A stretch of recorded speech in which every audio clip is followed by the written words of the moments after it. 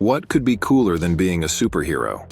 Soar in the sky, move at super speeds, have immortality, access to the structure of the universe, get away with the most serious battles? And the most important thing is to be the favorites of millions? But everything has its price. The above advantages are overshadowed by a colossal burden of responsibility. After all, the price of your delay, an attack of anger or a mistake is too high. Superheroes are caught in an eternal cycle of war, not only with the criminal world but also with themselves. Constant self-flagellation, doubts, and disappointments. Today I want to talk to you about the struggle of superheroes, and sometimes villains, with themselves. Only we will not be talking about doubts but about their alternative versions. And these are 10 times when heroes and villains fought against themselves. Which of them came out the winner? Enjoy watching. Captain America versus Captain America. The Red Skull, thanks to the power of the cube, a sentient cosmic cube, was able to rewrite the past of his sworn enemy, Captain America. In the new reality, young Rogers is recruited into a villainous organization. Cap then becomes a servant of the Red Skull and a loyal commander of Hydra. Then Rogers seized power in the United States and was even going to rewrite the world to please Hydra. But this time, Kubrick realized that her manipulations with the fabric of reality had caused irreparable harm, and she tried to repair the damage. Possessing unimaginable power, she was able to materialize the memory of the former Captain America and bring back the noble Rogers version. A legendary duel took place. Captain America, the dismantler of fascism, against the lord of the great and terrible Hydra. Using Thor's hammer, Cap dealt a crushing blow.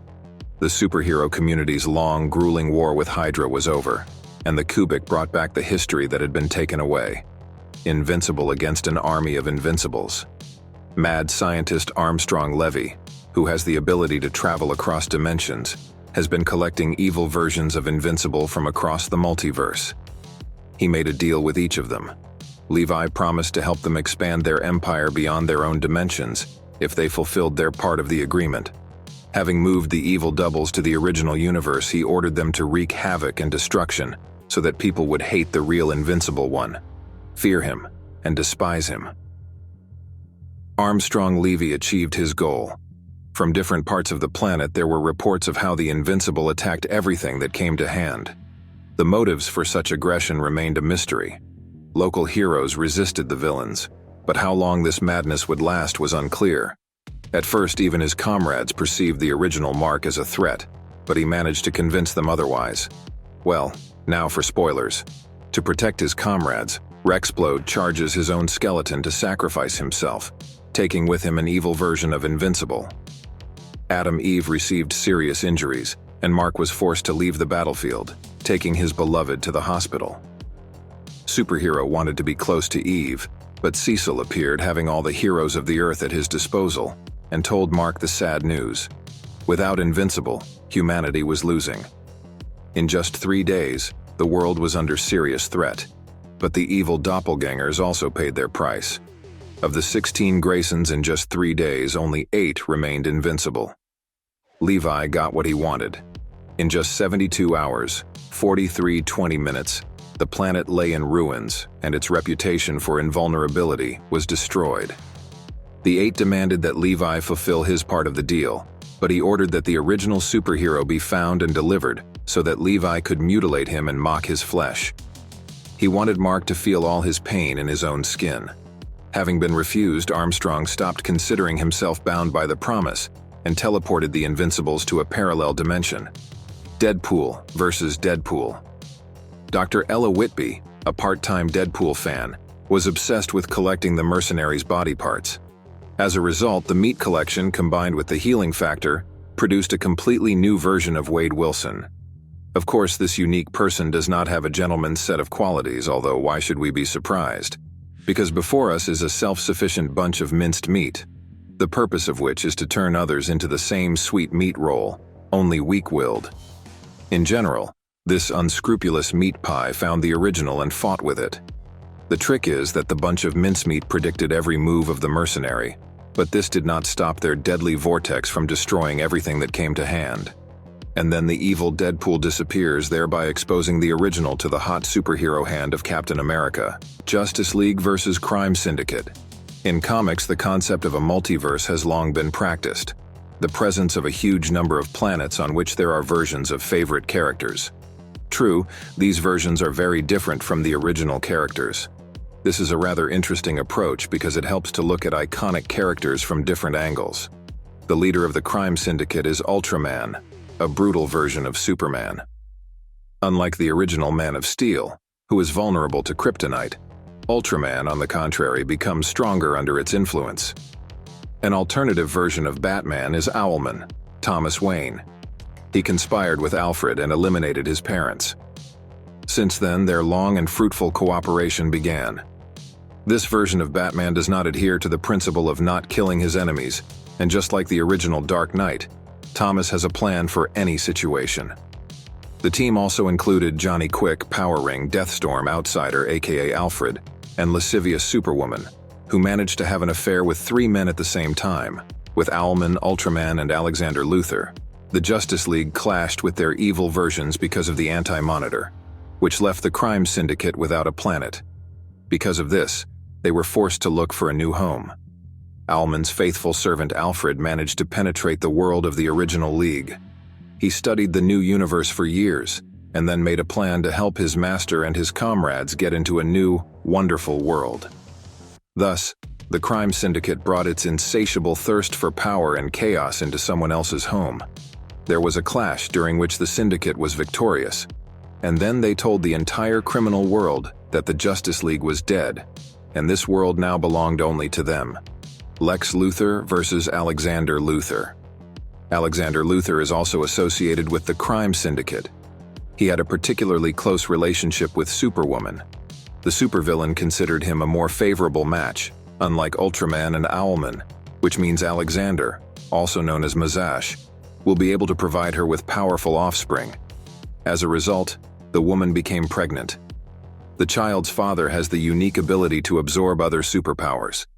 And now, finding himself in an alien universe, he meets his alternative version, which is significantly inferior to him in strength, but not in intelligence.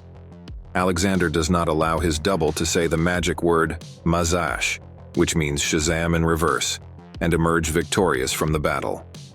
Thor versus Ragnarok. A long time ago, the US Congress developed a bill called the Superhero Registration Act. It provided for the forced registration of absolutely all owners of superpowers, and then their further recruitment into the SHIELD service. This meant that the government knew who was behind the masks of superheroes and villains. But this bill had one huge drawback. If this information ends up in unreliable hands, not only the owner of superpowers himself will be under attack, but also his loved ones. Many people died during the battle in Stamford, including children. This event became the catalyst for the further passage of the Superhero Registration Act. The superhero and villain society was split into 2 camps. On the one hand, there was Tony Stark, who supported this initiative. On the other side, his faithful friend Captain America. Thus began a cult event called the Civil War. Thor, who was considered dead during Ragnarok, ended up on the side of Iron Man. Spouting pathetic speeches, he fought with many opponents of the initiative, and in the heat of anger he killed Goliath. True, it later turned out that Thor is not the god of thunder at all. He is a cyborg clone of the original Thor, developed by Stark, Reed Richards, and Hank Pym. Subsequently, the clone received the name Ragnarok. During the battle with the original, Ragnarok announces that he will crush Thor as well as Goliath, and then feels the full weight of Mjolnir mixed with the bitter taste of defeat on his face. Superman versus Superman from the 6th dimension. In an attempt to prevent a catastrophe on a multiverse scale, Superman travels to the 6th dimension, where beings of a higher order exist. When the Man of Steel returned, he had aged considerably. Clark said that he spent 10 years in the 6th dimension. He studied billions of options for the development of events, and found only one to prevent a catastrophe. Then Clark invites his comrades to go with him to the 6th dimension, where the heroes are met by the Justice League of the future. In fact, when the original Superman traveled to the 6th dimension, he ended up in a pocket universe created especially for him. There he encounters a fake version of himself from the distant future, who turns out to be Alpheus, the World Forger. He not only pretended to be Superman, he recreated Superman cell by cell. With just his index finger, Alpheus was able to stop one of Superman's strongest blows. And this is not surprising because the World Forger is the eldest son of the creator of the multiverse, Perpetua, and his brothers are the Monitor and the Anti-Monitor. He was the one who gave shape to the idea, brought everything to life. The fact remains that the Man of Steel fought the strongest version of himself, a being of a higher order. Thanos versus King Thanos. 1,000,000 years later, all obstacles in Thanos' path have been overcome. He saw the dying fire in the eyes of all his enemies, sat on every throne, received absolute power and might.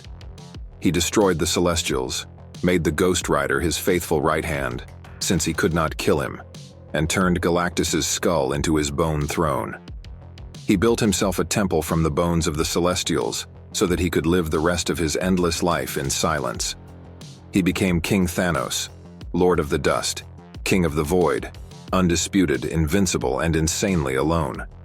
As a mockery, he left the Hulk alive, turned one of the strongest heroes into his dog, who feeds on the garbage from Thanos' table. But that's not the point. Having defeated everyone, he stopped bringing pain and death to his victims, which saddened the lady of his heart, Lady Death, to the depths of her soul. Then he sends the cosmic Ghost Rider back in time to bring a younger version of Thanos to his kingdom. At the end of the plot, there is a brutal battle between a young and more mature version of the Mad Titan. Without a single word or emotion, but in the common language of blood, each Thanos poured out endless pain and suffering onto the other. The old Thanos begged the young one to kill him, but he did not do it. The story ends with the final meeting of the Mad King and his lady. He asks, "What did Thanos do?" and received the answer. He won. Venom versus Venoms. After defeating Null, Brock became a god and ruler not only for Venom, but also for all other Clintars. Having such enormous power, Edward decided to fight for a bright future for his universe, repelling various threats. During a fascinating cosmic quest to make this world a little better, Brock encountered different versions of himself. He managed to find a common language with some of them, and had a good fight with others. Flash versus Future Flash. Barry Allen suffers from Great Guy Syndrome, and the fastest man on Earth was very upset when he failed to prevent the tragedy. Wally West died and Iris became disabled, all due to the fault of the wormhole that formed in the Speed Force. Because of this, every time Barry connected to the Speed Force, he first lost seconds, and then minutes. Which meant only one thing: the Flash would not have time to save more and more people. For 15 years, Barry Allen suffered from feelings of guilt. All these years he thought about how to avoid the death of the victims. Barry had a theory. He was supposed to go back in time, find the Speed Force rift, and then send a huge amount of energy blast at it. Barry decided to go back in time to kill himself, using his Speed Force energy to repair the rift. Future Flash was damn strong. And this is not surprising, because in 15 years, Deathstroke, Lady Shiva, and Batman managed to teach various deadly techniques. Speed Force tried to push them away, since multiple versions of the same person shouldn't be in the same place at the same time. The longer they were nearby, the larger the explosion formed. And if Wally West hadn't shown up, future Barry Allen would have won. What other versions of superheroes and villains have fought each other? Share your opinion in the comments. And that's all I have for today.